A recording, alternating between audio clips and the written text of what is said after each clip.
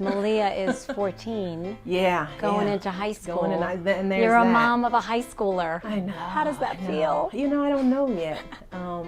She'll be fine because she's pretty level-headed, and you know, her school, the school she attends, is K through 12. So you know, at least you have the transition where you know not the going community. to a new school, new exactly. middle school, It's same new high drive, same, you know, different building, but same community. So that's going to make it a little bit easier. But who knows? You know, we'll see. I don't know. I've never had a teenager in high school before, so that's how I live my life. I don't know. But you went to high school. I did. And you remember those yeah, are some of the toughest years. Have you had that conversation with her about talk all the time? The anxiety and the stress? Yeah, we talk all the time. I mean, the thing I try to tell her, her friends, I try to remind myself that this is just 4 years, right? This is the beginning of the beginning of the beginning, right? It's like the stakes are not as high as we make them sometimes, and that I just encourage her to breathe, to know that she's still at the time in life when she's supposed to mess up and stumble and get back up. So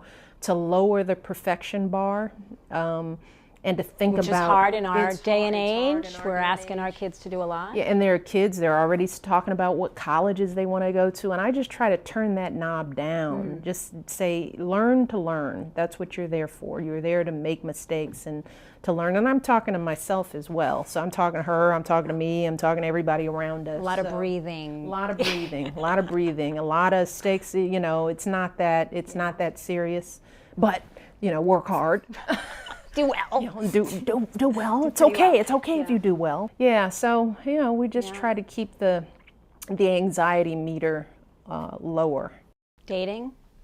Not yet. Not yet. How do the dates come home and you just have to meet the president and the first lady before going out to the movies with me? But yeah, not yet. But one thing I've you know will not do just out of the sake is not sort of talk about that part of the girls' lives, because I would be pretty humiliated if my mother were talking about my dating line on iVillage, my dating life. So, yeah, exactly. But you know, we're not in that territory yet, and you know, we just take it one step at a time, one child at a time. One child at a time, exactly. Because Sasha's coming along too. She's coming. She's bringing up the rear, holding her own. As you were talking, I was thinking about that sense of whether you've ever had a mom crisis, right? Where you're probably a little close to tears and you're wondering, can I do it? Can I get it together? Am I doing it right? And I'm wondering, does that happen while you're here? Or? Yes. Crisis, tears. Yeah. And I was like, mine's just been like last week, I think. You know what? Every day I hope that I'm doing right by my girls. Every day. There's not a day that goes by that I wonder, am I driving them crazy? Am I helping them? Am I giving the right guidance? When should I? Right now, I'm thinking about a conversation I need to have with Sasha about school, you know, and making sure she's focused on this or that or the other. There isn't a day, there's not a minute that goes by that I'm not hoping and praying that I'm doing what's right for these girls so that they grow up independent and confident and loved and, you know, just ready to embrace the challenges. So, yeah, you know, I break down less about it because the older they get, you get more evidence that it's working. Good. There's light at the end of the tunnel. That's right. But, you know, my kids are young, you know, so I always look at these moms who have these 20-year-olds and they're standing there and they're out of college and they got jobs. And I'm like, my question to them, it just happened at my reunion. I said, what did your mom do? Please just tell me. And you know what they say? Communication. Always open. And it sounds like you're like that with Malia and Sasha. Well, I can't embrace it yet. I just keep saying, I hope I'm doing it right. I hope I am. You know, all we can do is our best. And, you know, what I have come to learn is that what's best for one kid won't work for the other one. That's the doggone thing about it. I thought I had it mastered for one. Oh, you're so different. Where'd you come from? The other one, this conversation ended differently. He's like, I'm going to be a whole new host of challenges.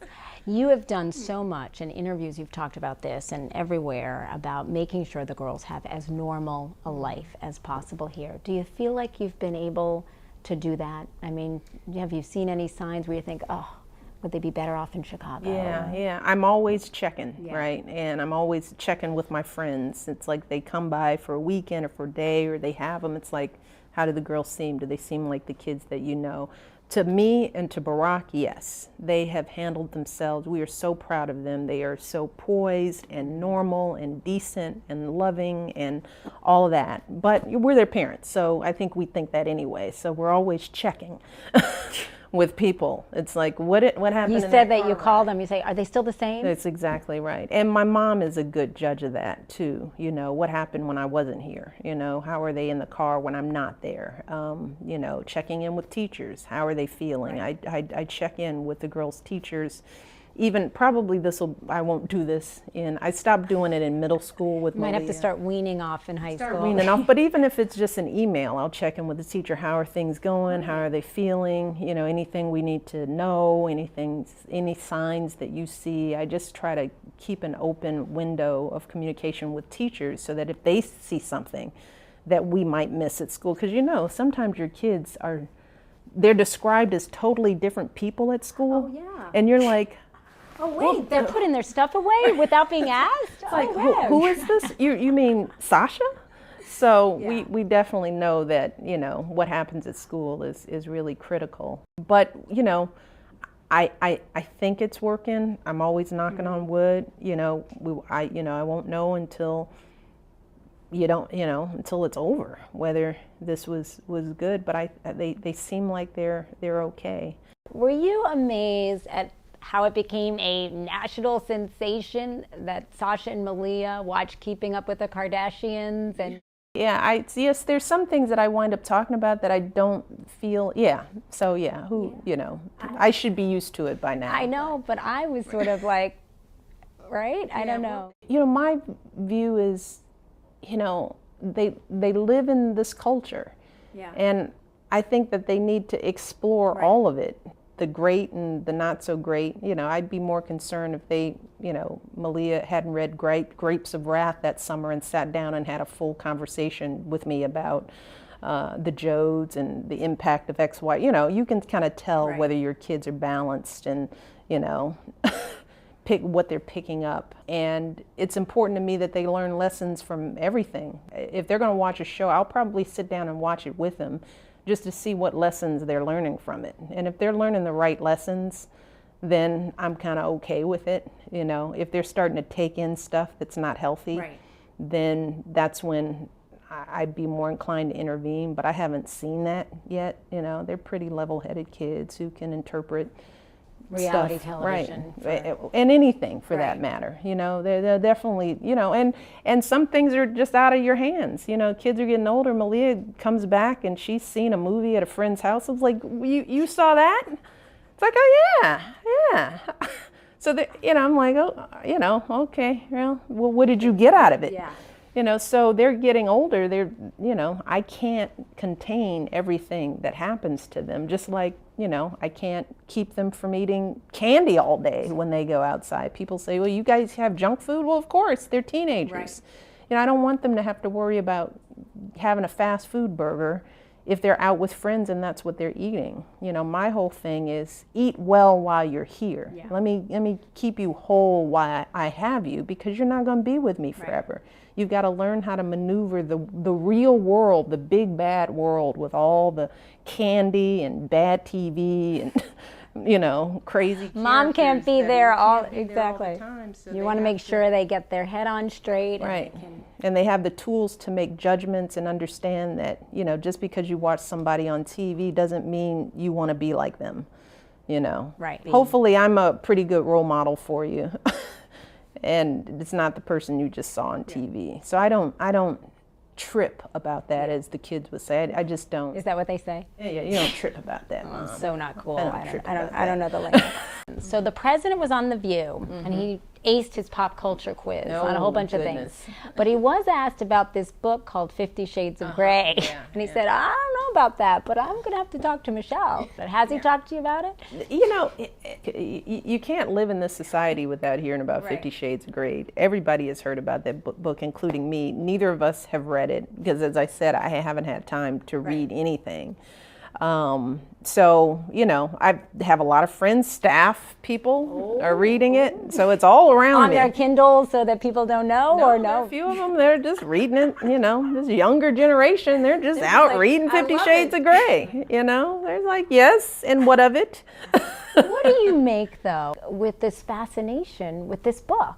You know, not having read it, it's hard Right. to know exactly what's going on. But, you know, it's obviously tapped into something and given people permission to explore parts of themselves that maybe felt a bit taboo. But I don't know. It's a good guess. Maybe after November? Maybe after Teasing. November. I'm so obnoxious. My husband knows I ask you that. He's going to cry. You read it? No. No. See, no. My husband would like me to read it, but that's a different story. One other thing that was getting a lot of attention was a magazine story that women still can't have it all. That yes, as I far noticed. as we've come as women in the workplace, in our lives, having a big time career and being the mother you want to be, you can't have it all. Do you think women can have it all? Have we gotten better about having it all? Is it what you define all to be? I think it may be the latter. My experience has been I haven't been able to have it all at the same time. Right. How I try to advise young women, because they ask me this all the time, whether it's staff people or interns or any, and I just try to remind young women that life is long, number one, assuming that you're healthy and you take care of yourself. And we just have to create our own, define our own pathways. You know, the problem I think that we get into as women is that when we think we have to have it all in 4 years, right? That if I'm going to be a partner in a law firm, for example, that I have to do it within this time frame or else I've lost, right? Or if, you know, I'm going to be a mother, I have to check off these boxes. We create these false goals for ourselves that are not based on what we need, but what we think others think we should need. And we've got to get off of that pendulum, that little guinea pig wheel. Because I think what we fought for and what we've succeeded in getting are choices. But if we don't exercise the full breadth of those choices, I think then we're selling ourselves out. And if we're not supporting each other as women in those choices that we make, right? Because sometimes part of our problem is that we're judging each other. Exactly. What do you mean you made partner in this period of time? Why did you do that? Why aren't you staying at home? Or why did you stay at home? We should be supporting and embracing all of those choices however they come, because what I do know is that life is really complicated.